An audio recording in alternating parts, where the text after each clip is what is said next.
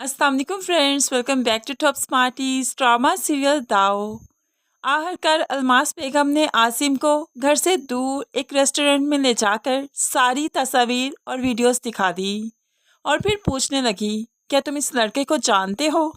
नेहा का इसके साथ चक्कर चल रहा है, ये तस्वीर देखो, ये वीडियो देखो। अब तो आसिम को बहुत गुस्सा आया।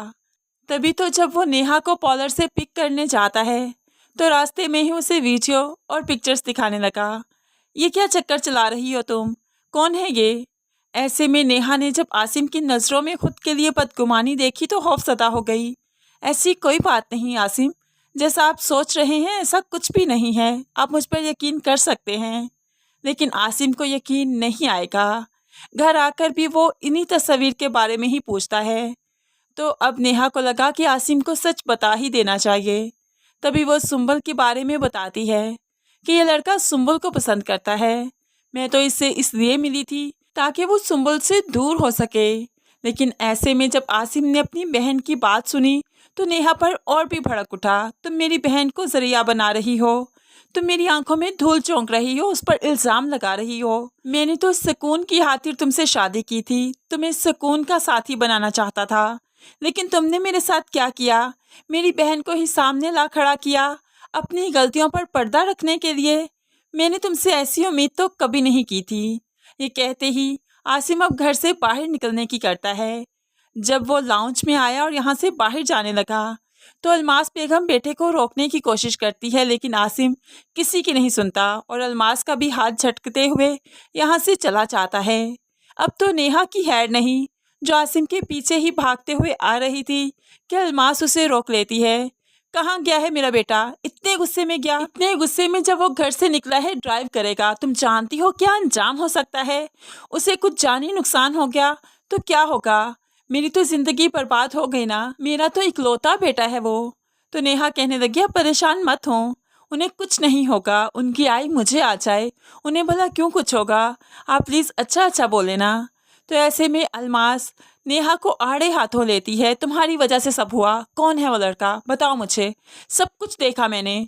तो यहाँ पर नेहा फिर से सुंबुल का नाम लेने लगी तो अलमास बेगम नेहा को फौरन से पहले शटअप कॉल देते हुए कहने लगी, मेरी बेटी को सामने मत लाओ, मेरी बेटी का सहारा मत लो, उसका नाम मत लो। मैं अपनी बेटियों को बहुत अच्छे से जानती हूँ, मैंने तरबियत की है उनकी।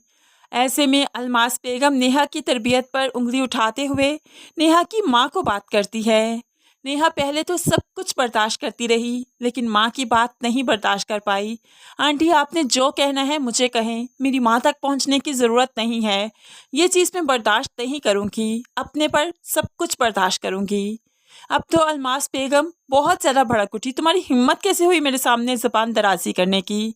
जोरदार थप्पड़ नेहा को दे मारती है और फिर कहने लगी, अगर ऐसी ज़बान दोबारा से चलाई ना, 1 मिनट नहीं लगाऊंगी आसिम को ये कहने में कि तुम्हें छोड़ दे, और वह मेरा कहना लाज़मी मानता है। ये बात तुम जानती हो ना, इसलिए अपनी ज़बान को सोच समझ कर चलाना आया था। नेहा तो अलमास बेगम की बातें सुनकर खौफज़दा हो गई। दूसरी तरफ निशा, जिसे कुछ उम्मीद लगी कि उसका भाई उसे बाहर बुला रहा है, आज तो निशा बहुत खुश है क्योंकि उसका वीज़ा लग चुका है। इसीलिए वो भाई को कुछ बताना भी चाहती है। भाई, आपसे एक बात कहूँ, प्लीज़ किसी को मत बताइएगा, अम्मी को तो बिल्कुल भी मत बताइएगा, मैं आपसे कुछ कहना चाहती हूँ। ऐसे में साथ जो पीछे खड़ा सुन रहा था, जल्दी से निशा के हाथ से फ़ोन खींचते हुए नीचे पटक दिया और अब फिर से निशा को मारने लगा, पीटने लगा। क्या बताओगी तुम? क्या बताना चाहती थी तुम, बताओ?